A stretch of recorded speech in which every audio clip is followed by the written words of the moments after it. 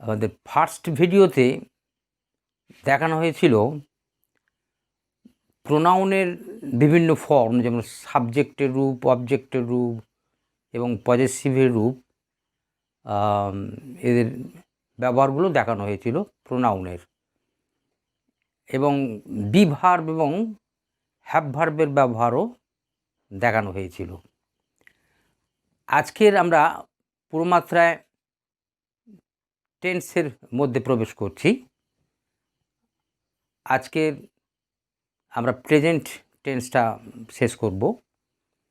Present টেন্সের 4টে ভাগ: present indefinite, present perfect, present continuous এবং প্রেজেন্ট পারফেক্ট কন্টিনিউয়াস।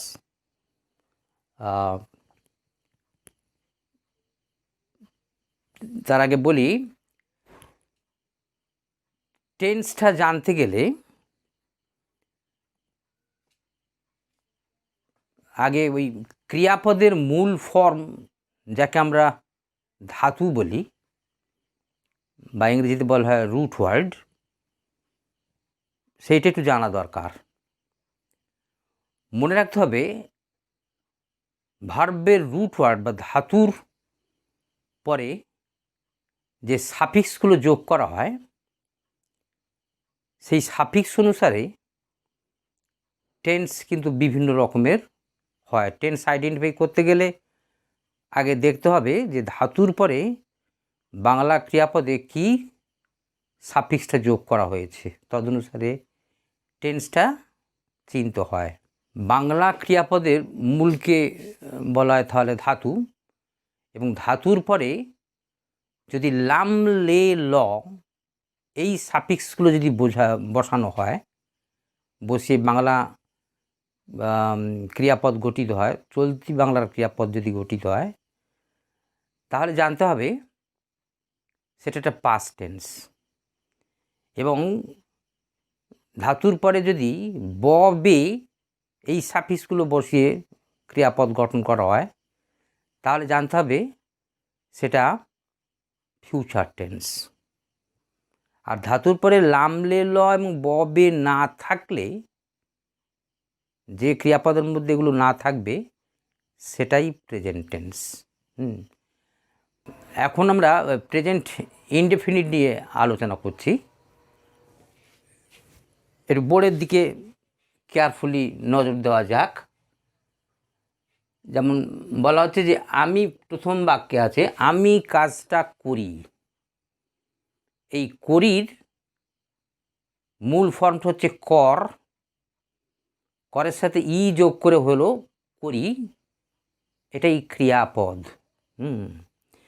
মনে রাখতে হবে যে বাংলা বাক্যের মধ্যে ব্যবহৃত ভাবকে ক্রিয়াপদ বলা হয়, আর যতক্ষণ না কোনো সাফিক্স যোগ করা হচ্ছে ততক্ষণ ওটা কিন্তু ধাতুর পর্যায়ে থাকে। তাহলে আমি কাজটা করি, করযুক্ত ই এখানে সাফিক্স হলো, আর করিটা হচ্ছে ক্রিয়াপদ হলো। আমরা কাজটা করি, ওটা একই, করযুক্ত ই হয়ে করি ক্রিয়াপদ হলো। তারপরে তুমি কাজটা করো, করযুক্ত অ, করো হলো, এই ক্রিয়াপদ হলো। আর তোমরা কাজটা করো, ওই একই ফর্ম। আর সে কাজটা করে, তারা কাজটা করে, এগুলো কিন্তু করযুক্ত এ হলো, এ সাফিক্স হলো, করে। তো এইটা হচ্ছে বুঝতে হবে যে ধাতুর পরে ই, অ, এ এই সাফিক্সের যে কোনো একটা যদি থাকে, যে কোনো একটা সাফিক্স থেকে যদি ক্রিয়াপদ গঠিত হয়, তাহলে জানতে হবে যে ওই ক্রিয়াপদটা প্রেজেন্ট ইনডেফিনিট টেন্সে আছে। অথবা এটা প্রেজেন্ট ইনডেফিনিট টেন্স। আর প্রেজেন্ট ইনডেফিনিট টেন্সের ক্রিয়াগুলো, কাজগুলো আর কি, সবসময় চলে বা ঘটে এই অর্থে ব্যবহার করা হয়। এই যে করি, করো, করে, এগুলো চলে বা ঘটে অর্থে বসানো হয়েছে। আর এইটাই তাহলে এই সাফিক্স থেকে এই রকম ক্রিয়াপদ থাকলেই জানতে হবে সেটা প্রেজেন্ট ইনডেফিনিট টেন্স। আর এই প্রেজেন্ট ইনডেফিনিট টেন্সের নিয়ম হচ্ছে প্রথমেই তো যথারীতি সাবজেক্ট বসবে, তারপরে মূল ভার্ব। আর সাবজেক্ট যদি থার্ড পারসন সিঙ্গুলার নাম্বারের হয় তাহলে কিন্তু ভার্বের সাথে এস বা ইয়েস যুক্ত হয়, এটাই নিয়ম। আর মনে রাখতে হবে যে আমি, আমরা, এটা হচ্ছে ফার্স্ট পারসন, তুমি, তোমরা সেকেন্ড পারসন, আর সে, তারা, ইহা এগুলো সব থার্ড পারসন। সে হচ্ছে থার্ড পারসন সিঙ্গুলার নাম্বার, তাই সে কাজটা করে অর্থে হি ডাজ দি ওয়ার্ক, মানে ডু ভার্বের সাথে ইএস ব্যবহার করা হয়েছে। আর একটা কথা, এখানে ডু ভার্বটা যেমন যেমন রূপে বসেছে অন্যান্য ভার্বও কিন্তু সেই রূপেই বসবে। যেমন ধরা যাক আমরা রাইট ভার্ব দিয়ে বাক্য করছি, সে চিঠি লেখে, তখন হি রাইটস এ লেটার, এইরকমভাবে হি রাইটস এ লেটার বা সি রাইটস এ লেটার। কিন্তু তারা চিঠি লেখে, দে রাইট এ লেটার, এইরকমভাবে হবে। আচ্ছা, এরপরে আমরা আলোচনা করব প্রেজেন্ট পারফেক্ট টেন্স সম্পর্কে। এবারে প্রেজেন্ট পারফেক্ট টেন্স, বাংলা যেটাকে বলে পুরাঘটিত বর্তমান, তার পজিশনটা লক্ষ্য করা যাক। আমি কাজটা করেছি, করেছিটা ক্রিয়া, সাফিক্সটা কি যোগ হয়েছে, ধাতু কর, তার সাথে যুক্ত হয়েছে এছি, I have done the work. তুমি কাজটা করেছ, কর যুক্ত এছ, you have done the work.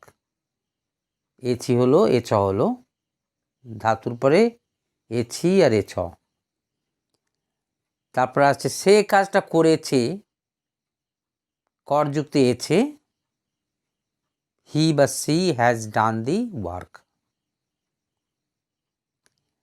আমরা ধাতুর পরে এছ, এছে, এছি যুক্ত করে এই সমস্ত ক্রিয়াপদগুলো পাচ্ছি। এগুলো এই ধাতুর পরে এছ, এছে, এছি যোগ করে বাংলা চলতি ভাষার ক্রিয়াপদটা গঠন করা হয়েছে। আমরা এটাকে এইভাবে অন্যভাবেও দেখতে পারি। সাধু ভাষায়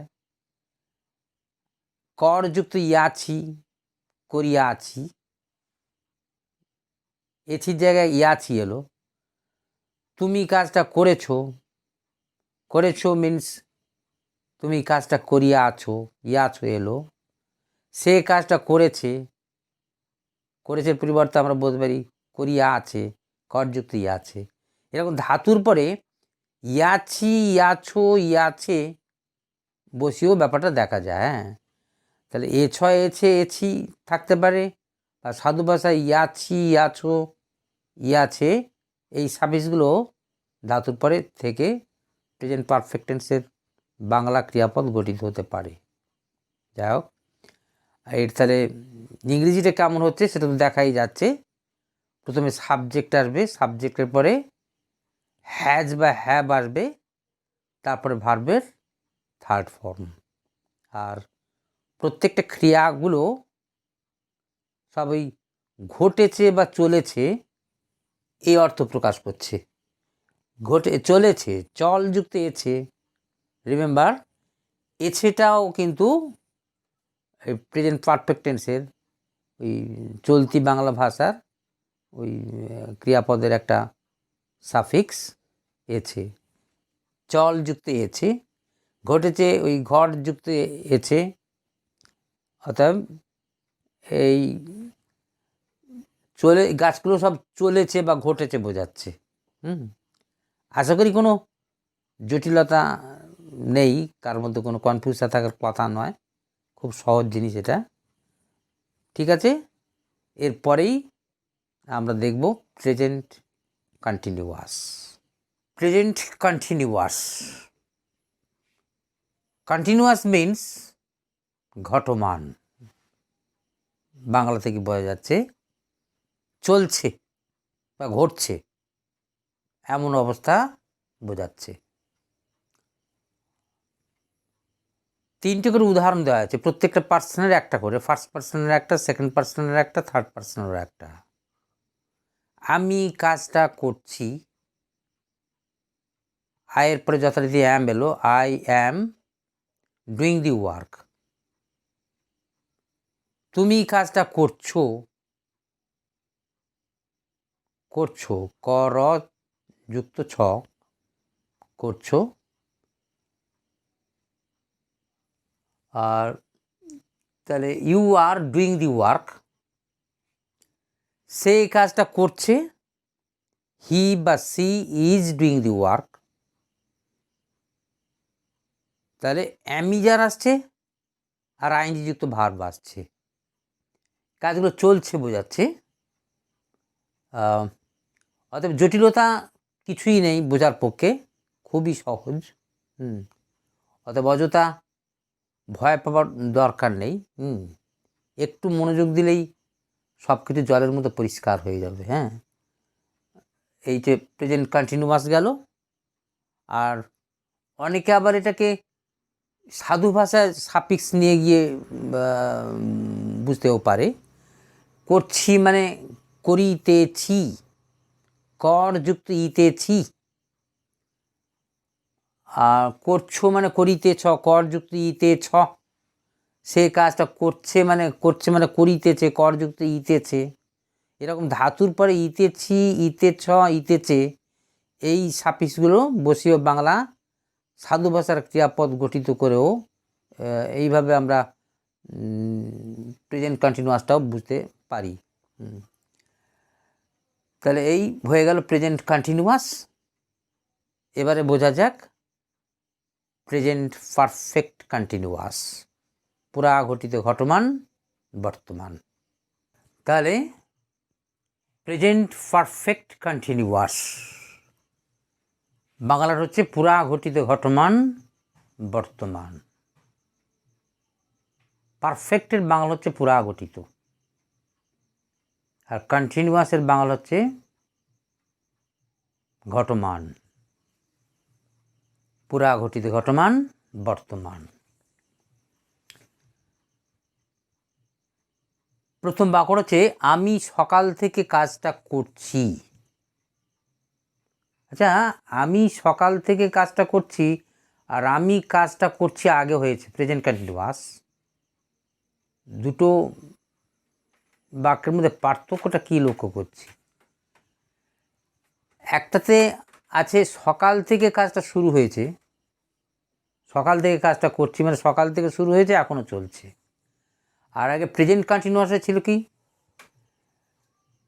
এখানে কোনো সময়ের কথা উল্লেখ করা নেই, কখন শুরু হয়েছে সেটা বলা হচ্ছে না। এখানে কিন্তু কাজের শুরু হওয়ার সময়টা কিন্তু উল্লেখ করা হয়েছে। এখানেই দুটো কন্টিনিউয়াসের পার্থক্য। প্রেজেন্ট কন্টিনিউয়াসে কাজ শুরুর সময়টা উল্লেখ করা থাকে না, কিন্তু প্রেজেন্ট পারফেক্ট কন্টিনিউয়াসে কাজের সময়ের কথা উল্লেখ করা থাকে। এখানে এই পার্থক্য। আমি সকাল থেকে কাজটা করছি মানে সকালবেলা কাজটা শুরু হয়েছে, এখনও চলছে বোঝাচ্ছে। তাহলে ইংরেজিতে হচ্ছে কি না, I have been doing the work since morning, সকাল থেকে। সিন্স, ফ্রম হবে না কিন্তু এখানে, যদিও ফ্রম মানে হইতে থেকে, কিন্তু প্রেজেন্ট পারফেক্ট কন্টিনিউয়াস টেন্সে হইতে থেকে অর্থে সময়ের আগে সবসময় সিন্স বসাতে হয়। এবারে লক্ষ্য করা যাক দ্বিতীয় বাক্যটা। তুমি 2 ঘন্টা ধরে কাজটা করছো, এটার মানে কি 2 ঘন্টা আগে কাজটা শুরু হয়েছে, এখনও চলছে বোঝাচ্ছে। আর ইংরেজিতে কী হচ্ছে, you have been doing the work for 2 hours. আগে হইতে থেকে অর্থে সিন্স এলো, আর ধরে অর্থে ফর এলো। তাহলে এখানে দু ধরনের কাজের সময়ের কথা বলা হচ্ছে, সকাল থেকে আর 2 ঘন্টা ধরে। সকাল থেকে অর্থে এটা হচ্ছে পয়েন্ট অফ টাইম বলে, আর 2 ঘন্টা ধরে কাজটা চলছে মানে এটা পিরিয়ড অফ টাইম বলা হচ্ছে। তাহলে ইংরেজিতে কী হচ্ছে, you have been doing the work for 2 hours. এবারে তৃতীয় ভাগ করে ধরা যাক, কুকুরটা সারা রাত ধরে ডাকছে, সারা রাত ধরে ডাকছে। এও অতীতে আরম্ভ হয়ে বর্তমান সময় পর্যন্ত চলছে বোঝাচ্ছে। কথাটা যেন বলা হচ্ছে যেন রাত্রে। আচ্ছা, ইংরেজিতে কী হচ্ছে, দি dog has been barking all night. এখানে কিন্তু অল নাইটের আগে কোনো প্রিপোজিশন বসলো না। মনে রাখতে হবে যে সময়ের সাথে যদি সারা কথাটা থাকে, সারা অর্থে যদি অল কথাটা থাকে, তাহলে কোনো প্রিপোজিশন দিতে হয় না, এটাই নিয়ম। এগুলো সব মনে রাখার ব্যাপার। তাহলে দি dog has been barking all night, তার কাজের ধরনটা কেমন না, অতীতে আরম্ভ হয়ে বর্তমান সময় পর্যন্ত চলছে বোঝালেই এই প্রেজেন্ট পারফেক্ট কন্টিনিউয়াস টেন্স হয়। আশা করছি বুঝতে কোনো অসুবিধে হয়নি। আর নিয়মটা কি হবে তাহলে, সাবজেক্ট হবে হ্যাজ বিন বা হ্যাভ বিনের মধ্যে যে কোনো একটা মানে থার্ড পারসন সিঙ্গুলার নাম্বার হলে হ্যাজ বিন, আর ফার্স্ট পারসন বা সেকেন্ড পারসন হলে কিন্তু হ্যাভ বিন হবে। তাহলে আজ এই পর্যন্ত থাকলো। তাহলে পুরো প্রেজেন্ট টেন্সটা আমরা কমপ্লিট করলাম। ঠিক আছে।